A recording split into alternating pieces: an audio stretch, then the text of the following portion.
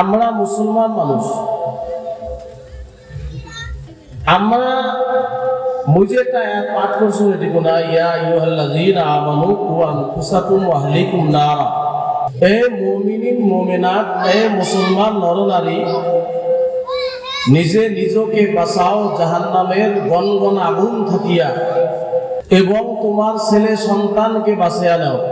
এটি একটা প্রশ্ন জাগে, কথাটা খুব হেডিংটা যদি বুঝবে পান না, তাহলে ওই 2 ঘন্টা যদি কথা কও, 1 ঘন্টা যদি এ টু জেড বুঝে যাবেন, যদি হেডিং বুঝবে পান। মোর কথা ফার্স্ট পেজে মনে রাখবেন, বাকি কিছু মনে না থাকলেও আল্লাহ মনে করে দিবে সব। বলেন সুবহানাল্লাহ।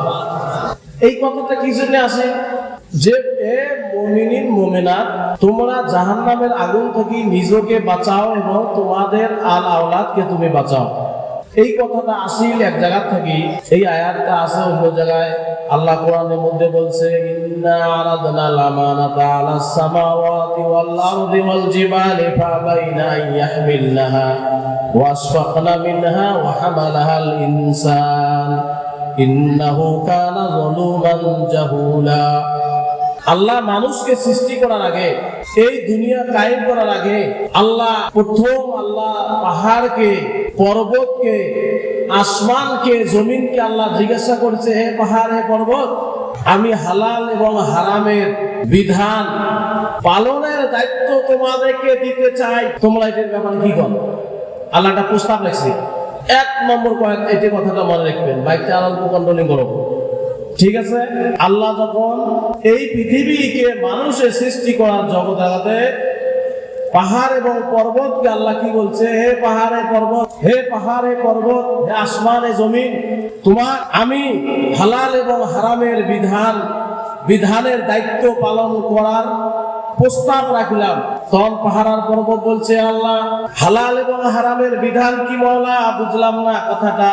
হালাল আর হারামের বিধান যদি আমরা দায়িত্ব মানি নেই, তাহলে কি করা লাগবে? দায়িত্ব মানি নিয়ে দায়িত্ব পূরণ করা লাগবে। আর যদি মানি না নাই, যদি মানি না হয়, তাহলে কি হবে? হালাল এবং হারামের দায়িত্ব যদি মানি না হয়, তার জন্য চিরকাল জাহান্নামের আগুনের মধ্যে তাক জ্বলতে হবে। আর যে হালাল এবং হারামের দায়িত্বকে মানি নিয়ে তার উপরে আমল করবে, তার আজীবন জিন্দেগির জন্য জান্নাত দান করিয়ে দেওয়া হবে। কথাটা বুঝছেন? পাহাড় এবং পর্বতকে, আসমান এবং জমিনকে আল্লাহ মুখাতাব করিয়া বলল, হে আসমান, হে জমিন, হে পাহাড়, হে পর্বত, হালাল এবং হারামের দায়িত্ব তোমাদেরকে আমি দিতে চাই। যদি তোমরা পালন করেন বা আমল করেন, এটা ঠিক মতো যদি পুরা করেন, তাহলে তোমাকে কি দেওয়া হবে? জান্নাত দান করা হবে। জান্নাত কয়দিনের জন্য? 1 দিনের জন্য, 2 দিনের জন্য না, আবাদা জিন্দেগির জন্য, আবাদা জিন্দেগির জন্য জান্নাত দান করা হবে। আর যদি আমল করা না হয়, দায়িত্ব নেওয়ার পরে যদি কথা পেছলি করা হয়, তাহলে কি হবে? তাহলে তোমার জিন্দেগি ভর জন্য জাহান্নামের আগুনের মধ্যে নিক্ষেপ করা হবে, আর জাহান্নামের আগুনে ইন্ধন তৈরি করা হবে। ওয়াসফাকনা মিনহা, আসমান জমিন পাহাড় পর্বত আল্লাহর এই কথা শুনিয়ে আমরা ভয় খেয়ে গেছি, বাপরে বাপ, কি কথা কয় না রে। এই কথা যদি আমরা কিবে কারণ যদি আমল না করি, তাহলে বলে জিন্দেগি ভর আমার জাহান্নামের আগুনের মধ্যে জ্বলতে হবে। এই যে পয়েন্ট বুঝবে চাইলে যে কথা হবে, আলোচনা অল্প ধৈর্য ধরবেন। এটা মানে কি করবো, আপনাদের অনুরোধ থাকি, আওয়াজ আর মাইক সম্পর্কে বহুত সময় লাগে, অল্প ধৈর্য ধরবেন, বুঝবার চেষ্টা করি। সভা সমিতি আমরা মেলা শুনি, সভা আমরা কি উদ্দেশ্য শুনি, জলসা আমরা কি উদ্দেশ্য করি? জলসা আমরা এই উদ্দেশ্য করি যে আমরা এটি কোনো কি করবো, কিছু আল্লাহ এবং আল্লাহ রসুলের কথা শুনি, তার উপরে আমরা আমল করবো। জিন্দেগি ভরটা এরকম করে রাখবো নাকি? আল্লাহকে আমাদেরকে, আমাদের শরীরের শক্তি, আল্লাহ আমাদের চোখকে, নাককে, কানকে আল্লাহকে ওই ড্যান্স করার জন্য দান করেছে নাকি? যেই জায়গায় দেখা যায়, আজকে তো ছেলের কথা তো বাদ দাও, আমার এই পুরুষ গুলের কথা তো বাদ দাও, মহিলাগুলো তো ছোট ছোট যুবতী, আমার যেগুলা মুসলমানের যেগুলা নারী জাতি, মা যার নাকি পায়ের পরে আল্লাহ জান্নাত রেখেছে, সেই ছোট ছোট বাচ্চি আজকে নাঙ্গা লেবেস দিয়া ছোট্ট বয়সে সে ইহুদির চাল চলনে সে স্কুলে যে ড্যান্স করতেছে। পড়াশুনে নাই, পর্দা নাই, পুশিদা নাই, ইসলামিক কালচার নাই। এই বাচ্চা যদি ছোট থেকে আজকে যদি ড্যান্স করে, ভাই কি হবে? কম ছোট থেকে হায়া খতম হয়ে যাওয়া লাগছে। আস্তে আস্তে আস্তে আস্তে এই ব্যাপারে আলাপ রাখেন, কিন্তু কথাটা পয়েন্টটা মনে রাখবেন।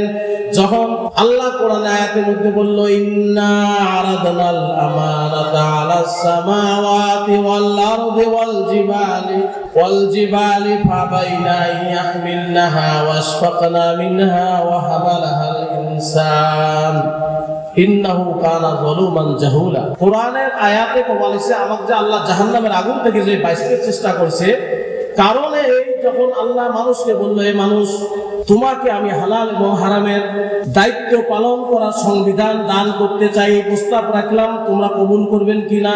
হে আল্লাহ, যদি আমরা এই প্রস্তাবকে যদি আমরা কবুল করি, করার পরে আমল যদি না করি তাহলে কি হবে? আল্লাহ সেম টু সেম উত্তর দিয়ে বললো, হে মানুষ, তোমরা যদি এই হালাল এবং হারামের দায়িত্ব পালন করার পরে, গ্রহণ করার পরে যদি পালন করা না হয়, তাহলে তোমাকে জাহান্নামের আগুন বানিয়ে আনেন, আগুনের কি বানান? খড়ি বানান, খড়ি। আর যদি পালন করা হয় তাহলে কি করে? আবাদা জিন্দেগির জন্য কি করে? জান্নাত দান করে। এর থেকে আসি প্রথম কথা। ঠিকই আছে, কিন্তু ভাই ফুললি আওয়াজটা নিয়েছে, ইকোটা বন্ধ করা না, একে বন্ধ করো। কথাটা বুঝছেন ভাই? আল্লাহ যখন জিজ্ঞাসা করলো মানুষকে, হে মানুষ, হালাল এবং হারামের যদি তোমাকে কি করা হয়, হালাল এবং হারামের বিধান তোমাকে যদি দান করা হয়, এই দায়িত্ব তোমরা পালন করবেন কি? মানুষগুলো আল্লাহ 2 দিন পরে আমরা কম চিন্তা চর্চা করি। আল্লাহ রাব্বুল আলামিন মানুষকে চিন্তা করার জন্য সুযোগ দিয়ে দিল, হে মানুষ, তোমরা চিন্তা করো। মানুষ চিন্তা করার পরে সবাই এক বাক্য কবুল করে নিল, আল্লাহ তোমার হালাল এবং হারামের বিধানকে আমরা সবাই এক বাক্য আমরা কবুল করে নিলাম। এই দুনিয়া সৃষ্টির থাকিয়া এই কিয়ামত পর্যন্ত যতদিন এই মুসলমান নরনারী যারা দুনিয়ার মধ্যে আসি থাকবে, এই দলে দলে আসতেছে আর দলে দলে যেতেছে। কারণ কি? দেখা যায় কি না? একে হয়তো বাড়িতে দেখানো যায়, যে দেখতে চান তোমরা হসপিটালের মধ্যে যা দেখো, দলে দলে আসবে লাগছে, দলে দলে যাওয়া লাগছে। কারণ কি? আল্লাহ দলে দলে দুনিয়ার মধ্যে পাঠপা লাগছে, আর দলে দলে আল্লাহ দুনিয়া থেকে নিয়ে যাওয়া লাগছে। আমরা ওই দলের, তার মানে কি আল্লাহকে আমাদের উপরে জুলুম করে নাকি? আল্লাহ দলে দলে নেবে লাগছে আর দলে দলে নিয়ে যাওয়া লাগছে। আল্লাহ দেখলো যে মানুষের সঙ্গে যে আমার চুক্তি হয়েছে, হালাল এবং হারামের বিধান যে মানুষকে আমি দিয়েছি, মানুষ যে অ্যাকসেপ্ট করেছে, কবুল করেছে, সেই হালাল এবং হারামের সংবিধান মতে কতটুকু এটার উপরে আমল করে, সেটা আল্লাহ দেখার জন্য, পরীক্ষা নেওয়ার জন্য দুনিয়ার মধ্যে দলে দলে পাঠাইছে। এই দুনিয়া কোনো এশ ইসরতের জায়গা না, দুনিয়া কোনো আরামের জায়গা না। আমরা মুসলমান মানুষ, আমরা সবাই শুদ্ধ এই দুনিয়াকে এশের আইয়াসের আড্ডা বানিয়ে আনিছি আমরা। ভাই, এই দুনিয়া আরামের জায়গা নয়, দুনিয়া হলো একটা পরীক্ষার জায়গা। আল্লাহ আমাদেরকে কিসের জন্য পাঠাইছে দুনিয়ার মধ্যে? বোঝা যায় ভাই কথাগুলো? আল্লাহ আমাকে কিসের জন্য পাঠাইছে এই দুনিয়ার মধ্যে? বড় বড় বাড়ি, বড় বড় ঘর, বড় বড় গাড়ি, বিভিন্ন ধরনের মৌজ মস্তি করার জন্য পাঠাইছেন? আল্লাহ পরীক্ষা করার জন্য পাঠাইছে। আল্লাহ আমাকে এই দুনিয়ার মধ্যে পরীক্ষার জন্য পাঠাইছে। ভাই, দুনিয়া কি চিরস্থায়ী না অল্প কয়েকদিনের জন্য? চিরস্থায়ী নাকি দুনিয়া? আমরা এই অস্থায়ী বস্তুটাকে স্থায়ী বলি ধরে নিছি। স্থায়ী বস্তু আজীবন জিন্দেগি হলো সেই আখিরাত। ওয়াল আখিরাতু খায়রুন ওয়া আবকা। আখিরাতেই শ্রেষ্ঠ, আর আখিরাতে বেহতর, আর আখিরাতে বাকি থাকবে। ভাই, আমি আপনাদেরকে অনুরোধ করবো, যেই সব ভাই এই দিক ওই দিকে টাল মটল করি ঘুরিয়ে আর ফিরিয়ে আসেন, আপনারা আল্লাহর রাস্তায় দিনকে কায়েম করার জন্য, দিনকে উজ্জ্বল করার জন্য আপনারা এখানে অনুরোধ করি, আপনার স্টেজের ভিতরে এখানে আসেন, প্যান্ডেলের ভিতরে আসেন। আমার পর্দার আড়ালে মা বোনেরা যারা আছেন, আপনারা অল্প স্থির মতে খালি কথাগুলো ফার্স্টে বোঝার চেষ্টা করবেন যে আল্লাহর হালাল এবং হারামের বিধান যদি ভঙ্গ করা হয় তাহলে কি হবে? আল্লাহর হারাম এবং হালালের বিধানকে ভঙ্গ হইতেছে কিনা?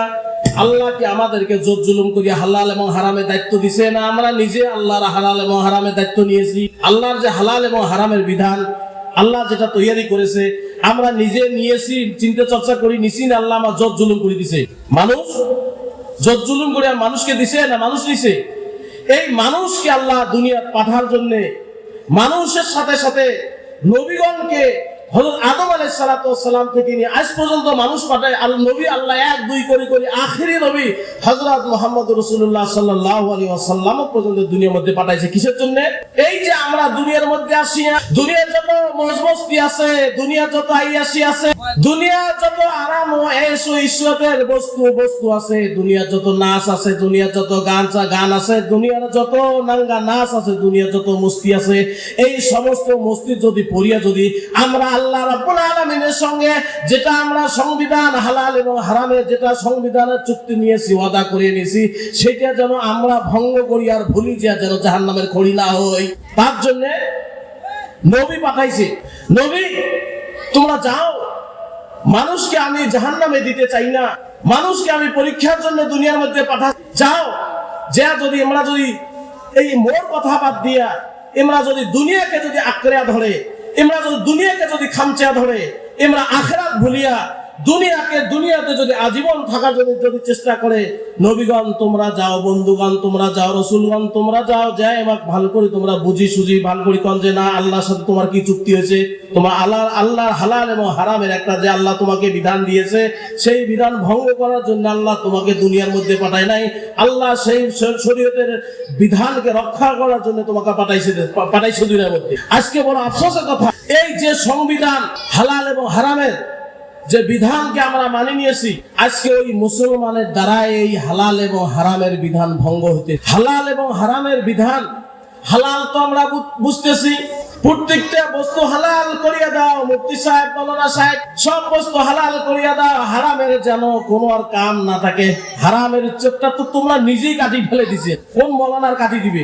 তোমরা যদি হালাল এবং হারামের কথা মানলেন হয়, প্রত্যেকটা কথা তোমরা আলেম উলামাক পুস্তক জিজ্ঞাসা করি কাম করলেন হয়। আলেম উলামাক জিজ্ঞাসা করা, কোরআনে কি কয় হাদিসে কি কয় সেটা আমি বুঝেন যে আলেম উলামাক জিজ্ঞাসা করা দরকার আছে কি নাই। জাহান্নামের আগুন থেকে যদি বাঁচতে চান, আলেম উলামা করে জিজ্ঞাসা করি প্রত্যেকটা কাজ আপনার করতে হবে। আপনি যদি পায়খানা করেন তাও জিজ্ঞাসা করে করতে হবে, আপনি যদি পেশাব করেন তাও জিজ্ঞাসা করে করতে হবে। কি জন্য? একটা আলেমে জানে কোন দিক হইয়া পেশাব করতে হবে, কোন দিক হইয়া পায়খানা করতে হবে। একটা আলেম জানে, মৌলানা সাহেব বাতান আপনি পেশাব কোন দিকে হইয়া করতে হবে। মৌলানা সাহেব বলবে কেবলার দিকে কোনোদিনও মুখ করিয়া পেশাব করিস না, কেবলার দিনে কোনো পিছপাটটা করিয়া কোনোদিনও পেশাব করিস না। এটা কাই করবে? কথাটা বোঝা গেল কি? অল্প না ভাই, একটা বাইকের চাবি পাওয়া গেছে, কারো যদি হারাইছে নিয়ে যেতে পারেন।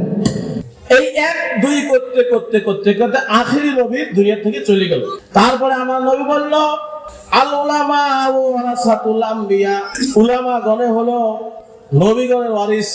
নবীগণ কি টাকা ছাড়ি গেছে, পয়সা ছাড়ি গেছে? হাদিসের মধ্যে আছে, আল্লাহ নবী সাল্লাল্লাহু আলাইহি সাল্লাম বলছেন, কুন আলিমান আও মুতাআল্লিমান আও মুস্তামিআন আও মুহিব্বান ওয়ালা তাকুন খামিসান ফাতাহলিক।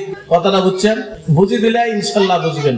তা এই দুনিয়ার মধ্যে আসার আগে যে আল্লাহ রাব্বুল আলামিনের সাথে আমাদের চুক্তি হয়েছে যে আল্লাহ তুমি আমাদেরকে দুনিয়ার মধ্যে পাঠিয়ে দাও, তোমার যে সংবিধান আমরা অ্যাকসেপ্ট করেছি হালাল এবং হারামের, আল্লাহ তুমি আমাদেরকে দুনিয়ায় পাঠিয়ে দাও মাওলা। হালাল এবং হারামের যে বিধান আছে আল্লাহ তুমি আমাকে দান করেছো মাওলা, জান দেব মাওলা, তোমার বিধানকে কাকু দিব না। আল্লাহকে মাওলা তোমার লাইনে মাওলা তোমার রাস্তায় কুরবান করিয়া দেব, ধন দৌলতের থেকে আল্লাহ জান তোমার রাস্তায় দিয়ে দেব মাওলা।